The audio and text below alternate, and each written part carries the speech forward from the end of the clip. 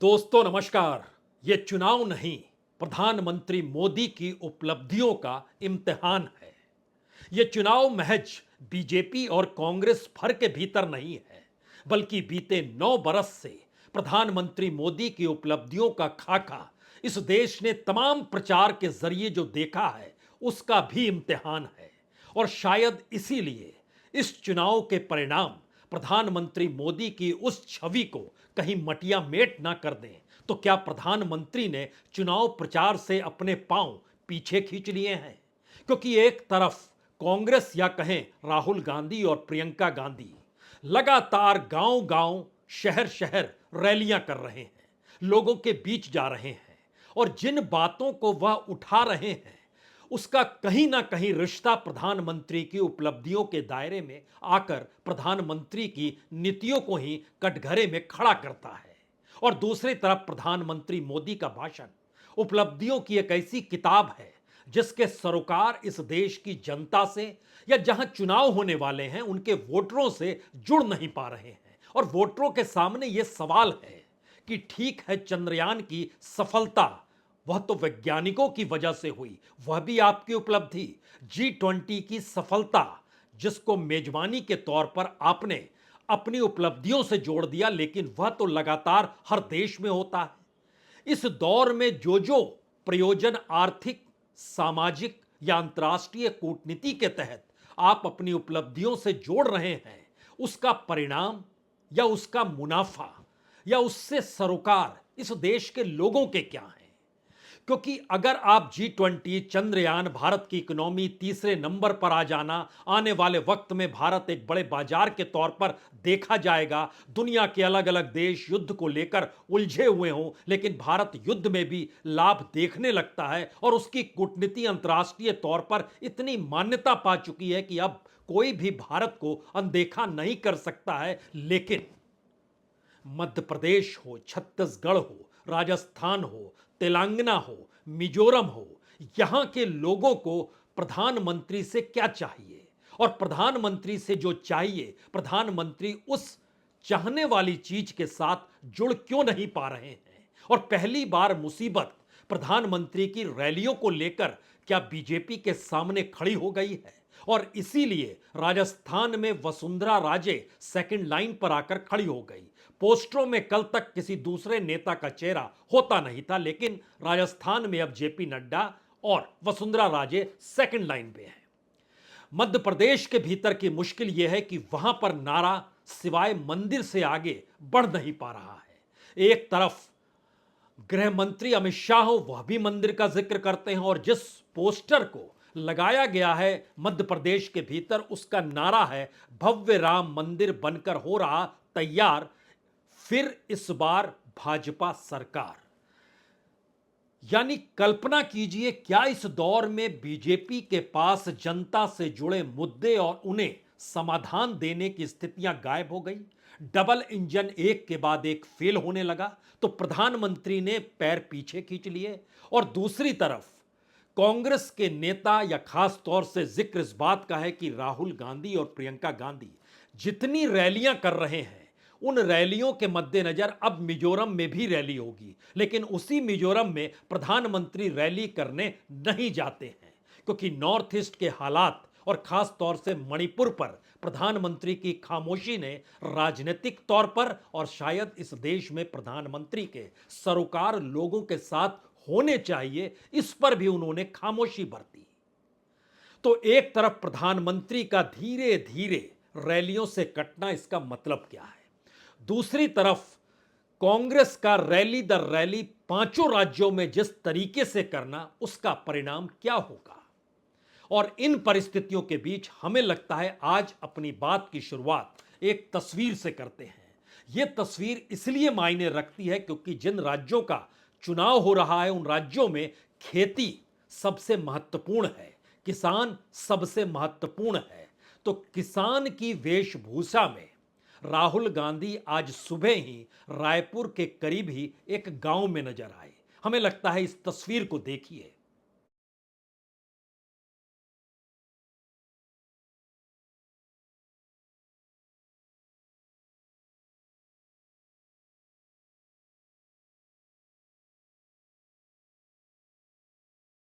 हाथ में हसिया, सिर पर गमछा है, खेत में धान की कटाई कर रहे हैं।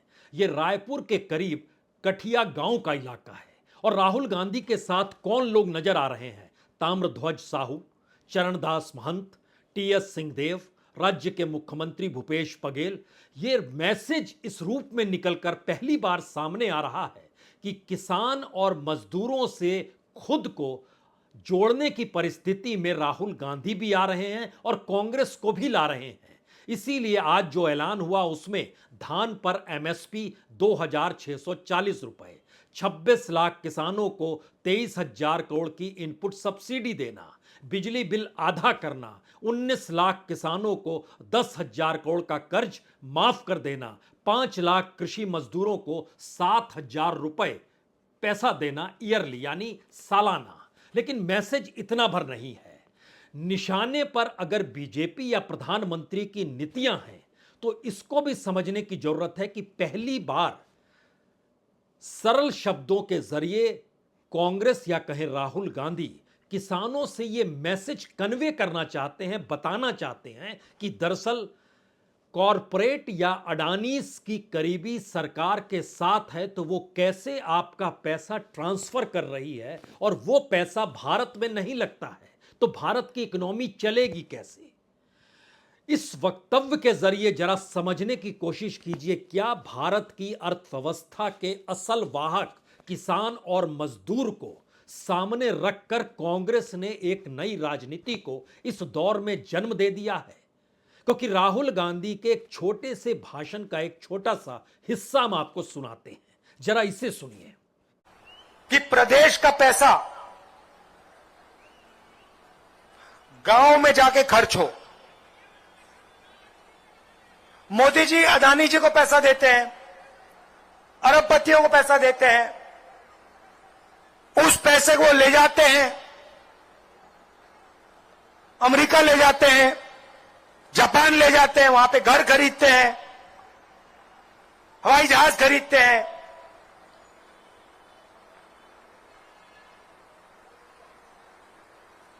हम किसान को पैसा देते हैं, हम मजदूर को पैसा देते हैं। किसान और मजदूर अपने पैसे को कहां खर्च करते हैं? क्या अमेरिका में करते हैं या आपके गांव के पास करते हैं? गांव में करते हैं ना। तो जैसे ही हम किसान के जेब में पैसा डालते हैं, मजदूर के जेब में पैसा डालते हैं, वैसे ही वो जाके गांव में, शहरों में पैसा खर्च करते हैं। और जैसे ही वो पैसा खर्च करते हैं, छत्तीसगढ़ की अर्थव्यवस्था चालू हो जाती है, शुरू हो जाती है। कॉरपोरेट को इतनी सरलता के साथ किसानों की उनकी अपनी कमाई के साथ जोड़ने की स्थिति में अगर राहुल गांधी आ चुके हैं तो सवाल दूसरी तरफ बीजेपी का भी है। बीजेपी के पास बताने के लिए सिर्फ एक ही बात है, वो बात है प्रधानमंत्री मोदी की सफलता और उनकी उपलब्धियों का पूरा खाका रखना। चाहे वो बीजेपी के अध्यक्ष जेपी नड्डा हों जो आज छत्तीसगढ़ में ही मौजूद थे, या फिर ध्यान दीजिए अमित शाह जो कल मध्य प्रदेश के भीतर थे, वो 3-3 दिवालियों का जिक्र कर रहे थे, ये कहते हुए कि इस बार आपको 3-3 दिवाली मनानी है। यानी एक तरफ चुनावी जीत की दिवाली, एक तो ओरिजिनल दिवाली, और तीसरी जब राम मंदिर का निर्माण होगा तो उसकी दिवाली। और भारत में दीपावली का मतलब शायद उस कमाई से होता है, उस पैसे से होता है जो प्रतीक के तौर पर मां लक्ष्मी से जुड़ी हुई है। और मां लक्ष्मी की परिस्थिति मध्य प्रदेश के किसान मजदूरों के भीतर जब जाइएगा तो वहां पर न सिर्फ प्रति व्यक्ति आय बल्कि किसानों की कमाई लागत से भी कम हो पाना, और देश के भीतर में इन 3 राज्यों की कमाई जो देश का औसत है, चाहे वो आय को लेकर हो, चाहे लागत के बाद कमाई को लेकर हो, चाहे किसानों की अपनी कमाई हो, वह सबसे कम है इन 3 जगहों पर। तो ऐसी परिस्थिति में दिवाली का जिक्र दरअसल उस घाव पर और नमक छिड़कने के समान होता है जब आपके सरोकार जनता से कट जाते हैं। तो क्या यह बिल्कुल एक नई परिस्थिति है और शायद इसीलिए जिस नारे का हमने जिक्र किया, इंदौर में यह पोस्टर जगह जगह चस्पा है, खासतौर से रेडिसन स्क्वायर पे जाइए तो भव्य राम मंदिर बनकर हो रहा तैयार, और फिर इस बार भाजपा सरकार। यह परिस्थिति बतलाती है कि प्रधानमंत्री मोदी ही राजनीतिक तौर पर मुद्दा बन जाएं, इसकी कोशिश इस दौर में बीजेपी के तमाम नेता कर रहे हैं। वो नेता कोई भी हो, वह ज्योतिरादित्य सिंधिया हो, वह नरेंद्र तोमर हो, वह विजय वर्गीय हो, वसुंधरा राजे सिंधिया हो, रमन सिंह हो, तमाम राज्यों में घूमते चले जाइए तो यह बड़ी तस्वीर निकल कर सामने आती है कि प्रधानमंत्री मोदी के नाम पर ही चुनाव लड़ा जाए। लेकिन अगला सवाल यह है कि खुद प्रधानमंत्री मोदी ही अगर मुद्दा है तो वह जब खुद रैली करेंगे तो क्या बतलाएंगे? और शायद इसीलिए पहली बार शब्द कम है, मुद्दे कम है, लोगों से सरोकार कम है। चुनाव के साथ खड़े होने को लेकर प्रधानमंत्री मोदी के तमाम भाषणों को अगर आप सुनिएगा तो विपक्ष को उन्होंने बाखूबी निशाने पर लिया, वो लोकसभा का चुनाव हो या विधानसभा का चुनाव हो। लेकिन हर चीज की एक उम्र होती है। 9 बरस बाद भी अगर पुराने अतीत को आप खंगालना शुरू करेंगे और 9 बरस की सफलता को दिखा पाने में असफल हो जाएंगे तो क्या होगा? तो क्या यह माना जाए कि धीरे धीरे इन 5 राज्यों के चुनाव परिणाम अब हर किसी को नजर आने लगे हैं? क्योंकि ध्यान दीजिए, पहली बार जिन 3 राज्यों में 2018 में कांग्रेस जीती थी और 2018 में जिस तेलंगाना में बुरे तरीके से हार गई थी, उस तेलंगाना के भीतर भी क्यों ऐसी स्थिति बन रही है जहां पर कांग्रेस को महसूस होने लगा है कि अब वो चुनाव जीत सकती है, और तमाम सर्वे भी बताने लगे हैं क्यों। इसकी बड़ी वजह यह है कि लोगों के साथ कैसे जुड़ना है और लोगों को इस दौर में जो उनकी अपनी आर्थिक कमजोरी है उसकी भरपाई कैसे की जाए। तो हमें लगता है कि आज तेलंगाना में जब कांग्रेस के नेता पहुंचे, और खास तौर से कर्नाटक से चलकर आए डीके शिव कुमार हो या सिद्धारमैया हो, और दिल्ली से निकलकर पहुंचे हुए वहां पर चाहे मल्लिकार्जुन खड़गे ही क्यों ना हो, वह समझ चुके हैं कि लोगों को पास कुछ भी नहीं है तो उन्हें कुछ भी देने की स्थिति में आना पड़ेगा। और इसीलिए तेलंगाना में जो 6 वादे किए गए, उन वादों को देखिए तो वह कमोवेश हर तबके को जोड़ते हैं। तो हर तबके के पास मुसीबत है। युवाओं को पढ़ाई के लिए 5 लाख की मदद देंगे, युवा सेक्शन हो गया।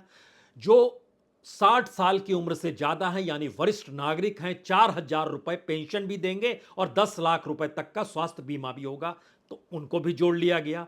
घर बनाने के लिए 5 लाख की मदद दी जाएगी और सेनानियों को 250 वर्ग गज की जमीन दी जाएगी, तो इस समुदाय को भी पकड़ लिया। 200 यूनिट बिजली फ्री तो कमोवेश हर कांग्रेसी राज्य में अब ऐलान हो गया। लेकिन इसके बाद आइए किसानों को लेकर, जो रायथू भरोसा के नाम पर ऐलान किया गया कि किसानों को हर बरस 15,000 रुपए देंगे, खेतीहर मजदूरों को 12,000 रुपए देंगे और धान पर 500 रुपए प्रति क्विंटल बोनस भी देंगे। हर समुदाय को पकड़ते पकड़ते आखिर में सवाल महालक्ष्मी योजना का होगा। महालक्ष्मी योजना के तहत महिलाओं को 2,500 रुपए महीने का भी देंगे, 500 रुपए का गैस सिलेंडर भी देंगे, फ्री में बस यात्रा भी कराएंगे। अब सवाल है, क्या इस दौर में प्रधानमंत्री मोदी इन बातों को नहीं समझ पा रहे हैं? चुनावी रैलियों में अपनी उपलब्धियों को बताना, और आज जब वो मन की बात कहने के लिए आए तो उन्होंने जिन मुद्दों को उठाया वो संकेत की भाषा है। मसलन दिल्ली में एक अमृत कलश पहुंचेगा और अमृत वाटिका का निर्माण होगा। अमृत कलश में इस देश के तमाम जगहों से लोग अपने घर की मिट्टी डालेंगे और दिल्ली में अमृत वाटिका का निर्माण होगा। यह राष्ट्रवाद एक संकेतात्मक है कि आप राष्ट्र को लेकर क्या सोच रहे हैं, लेकिन उस राष्ट्र में रहने वाले लोगों की क्या स्थिति है और जिन घरों से मिट्टी आ रही है उनकी अपनी सामाजिक आर्थिक परिस्थिति क्या है, इसका जवाब किसी के पास नहीं है। और इसको जब आप वोट बैंक में तब्दील करते हैं तो हो सकता है आपके जहन में दलित हो, आदिवासी हो, ओबीसी का सवाल हो या जातियों में बटी हुई अलग अलग समुदायों का जिक्र हो, वो तमाम चीज गायब है। क्योंकि संकेत की भाषा जब होती है तो उसमें आप किसी बड़ी चीज को पकड़ते हैं। तो इसीलिए अमृत कलश, अमृत वाटिका, और याद कीजिए झारखंड तिलका मांझी, सिद्धू कानू, लेकिन उसी जगह पर तो झारखंड के भीतर संथाल परगना में अडानीज के प्रोजेक्ट गोड्डा में चले गए। गोड्डा के लोगों की जमीन ली गई। जिन गांवों के लोगों की जमीन ली गई वो उनकी स्थिति आर्थिक तौर पर कैसी है कोई जानने पूछने वाला नहीं है। वो कितनी स्थिति बिगड़ी हुई है। याद राजस्थान को करते हैं तो मीराबाई से जोड़ते हैं कि देखिए भक्ति की शक्ति को समझिए। तो सवाल है कि अनुप्रास अलंकार के जरिए या मुहावरों के जरिए क्या चुनाव जीते जा सकते हैं या खुद को जनता के करीब लाया जा सकता है।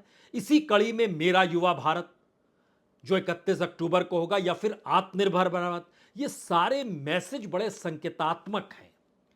इसके लोगों से कोई जुड़ाव नहीं है तो क्या पहली बार वह व्यक्ति जो 2013 से इस देश में चुनाव प्रचार में खुद को झोंक चुका है, गुजरात के बाहर भी और देश के हर प्रांत में जितनी बातें कहनी थी चुनाव दर चुनाव और चुनाव दर चुनाव के जरिए जितनी रैलियां करनी थी, जितनी यात्राएं करनी थी, हर राज्य में जाना था और हर जगह की पहचान यही थी कि प्रधानमंत्री मोदी आ गए तो अब चुनाव जीत जाएंगे, तो क्या यह माना जाए मिजोरम हार चुके हैं।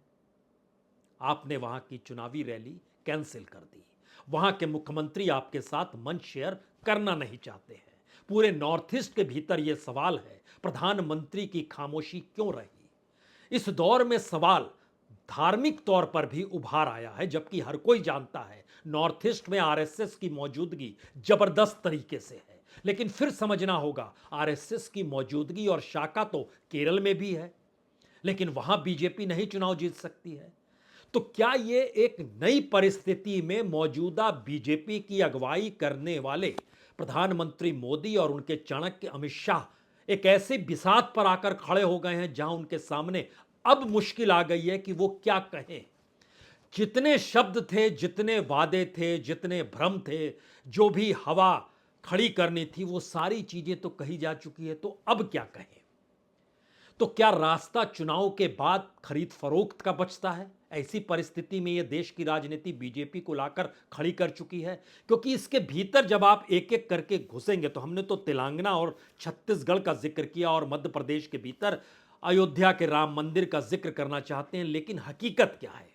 हकीकत बहुत साफ है। छत्तीसगढ़ में आदिवासी मायने रखता है और आदिवासी के इलाकों में अडानीज को दी गई खादान सामाजिक और राजनीतिक और आर्थिक तौर पर आदिवासियों के आंदोलन की दिशा में जा चुकी है। और लगातार वहां पर यही बहस हो रही है कि क्या अडानीज बीजेपी के जीतने के साथ आ जाएंगे। खुद मुख्यमंत्री मंच के जरिए यह कहने से चूकते नहीं है और राहुल गांधी ने भी आज इसी बात का तो जिक्र किया। छत्तीसगढ़ के भीतर 29 सीटें हैं जो सुरक्षित है आदिवासियों के लिए, यानी 32% आदिवासी वहां पर हैं। पिछली बार कांग्रेस 25 सीट जीती थी 29 में से, बीजेपी सिर्फ 3 सीट जीत पाई थी और उस समय अजीत जोगी 1 सीट जीत पाए थे। और इस दौर में क्या यह माना जाए कि जो 13 जिले हैं आदिवासियों के, उसमें मिनिमम जो आदिवासी की संख्या है वो लगभग 37% है और मैक्सिमम जो है वो 60% तक आदिवासी हैं। बस्तर, बीजापुर, नारायणपुर, सुकमा, कोंडागांव, कांकेर, बलरामपुर, जशपुर, सरगुजा, सूरजपुर, कोरिया, कोरबा, ये सारे मैसेज बतलाते हैं कि इतनी बड़ी तादाद में आदिवासियों से सरोकार बीजेपी कैसे बैठाएगी, जबकि उसका बकायदा आदिवासियों को लेकर वनवासी कल्याण केंद्र चलता है। उसी वनवासी पर राहुल गांधी ने अटैक किया और बताया कि आदिवासी को वनवासी बताकर यह किस तरीके से उनकी जमीन को हथियाएंगे। तो जरा समझिए कि जिस मर्म को इस दौर में पहली बार कांग्रेस पकड़ रही है, पूंछ से नहीं सूंड से पकड़ रही है, उसका असर क्या होगा। और इतना ही नहीं, लौट चलिए पुरानी परिस्थितियों के भीतर में बीजेपी का संकट राजस्थान के भीतर क्या है। यह हर कोई जानता है कि 2018 में हार के बाद गजेंद्र शेखावत को दिल्ली चाहती थी वो प्रदेश अध्यक्ष बन जाए। अड़ंगा वसुंधरा ने लगा दिया और 72 दिनों तक पहली बार राजस्थान में बीजेपी का कोई प्रदेश अध्यक्ष हुआ ही नहीं। बाद में वसुंधरा की सहमति के बाद मदन लाल सैनी आ गए, फिर कुछ दिन बाद बदल दिया गया, सतीश पूनिया आ गए, फिर कहा गया सतीश पूनिया की अगुवाई में ही चुनाव लड़ा जाएगा, लेकिन एक झटके में उनको बदलकर सीपी जोशी को ले आया गया। सीपी जोशी आए, उसके बाद वसुंधरा को तवज्जो नहीं दी गई। फिर पहली लिस्ट के बाद जब विरोध हुआ तो उनको तवज्जो देनी शुरुआत हुई और अब उनका चेहरा भी इस्तेमाल किया जा रहा है। यह मैसेज क्या है?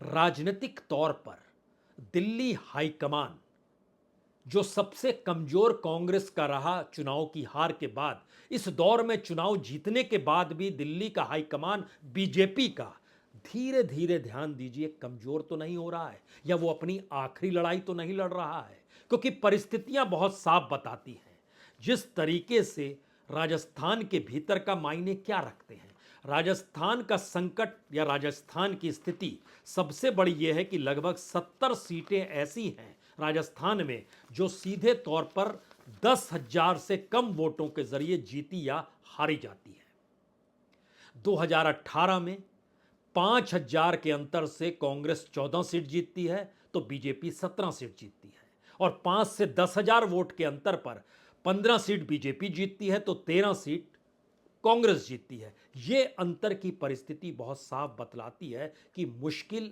स्थिति इसलिए है क्योंकि जो वोट का ट्रांसफर होना था वो बहुत कम वोटों से होना था, और इस दौर में अगर संकट कांग्रेस के भीतर का भी समझिए तो गहलोत और सचिन पायलट टकरा रहे हैं। राजस्थान के भीतर चर्चा कीजिएगा तो बीजेपी नजर नहीं आएगी, बल्कि एक तरफ गहलोत हैं, दूसरी तरफ सचिन है, यानी वही सत्ता वही विपक्ष। और ये पेपर लीक के मामले में भी निकल कर आया। तो मैसेज बहुत साफ है कि राजनीतिक तौर पर सत्ता और विपक्ष की दोनों की भूमिका में अगर कांग्रेस खड़ी है तो फिर बीजेपी के हाथ में क्या है? उसके लिए और मुश्किल घड़ी तो नहीं है? या बीजेपी ये मानकर चल रही है कि सचिन का वोट गहलोत के लोगों के पास नहीं जाएगा, गहलोत का वोट सचिन के पास नहीं जाएगा? अगर ऐसा होता है तो बीजेपी की स्थिति सुधर सकती है, लेकिन कल्पना कीजिए बीजेपी खुद कहां है, और शायद इस बात का एहसास दिल्ली को हो चला है। ये राजस्थान की परिस्थिति बहुत साफ बतलाती है, और शायद इसीलिए हमें लगता है कि राज्य दर राज्य अगर परखिएगा इस दौर में बीजेपी की जरूरत क्या है। बीजेपी ने राष्ट्रीय तौर पर हर राज्य के छत्रपों को अपने साथ ले लिया। कर्नाटक में जेडीएस को ले लिया, महाराष्ट्र में शिवसेना और एनसीपी को तोड़कर साथ ले लिया, तेलंगाना के भीतर में वो बीआरएस के साथ, और कांग्रेस तो कहती है एआईएमआईएम भी साथ में है, हालांकि तीनों एक दूसरे का विरोध करते हैं। आंध्र प्रदेश में जगन रेड्डी साथ में है, वो नहीं तो फिर चंद्रबाबू नायडू साथ में आ जाएंगे। तमिलनाडु में एआईडीएम के साथ खड़ी है। उड़ीसा में बीजेपी के साथ बीजेडी मानी जाती है, मदद करने के लिए तैयार है। झारखंड में आंसू खड़ी है। लेकिन जो राज्य नहीं है वहां पर सीधे तौर पर अटैक फिर वही है जो मुद्दा इस देश के भीतर बन चुका है। वेस्ट बंगाल में ममता बनर्जी के भतीजे हैं निशाने पर। उत्तर प्रदेश में मायावती पर नकेल कसी जा चुकी है। अखिलेश को बहुत ज्यादा बोलने की इजाजत नहीं, वह भी घबराते हैं क्या?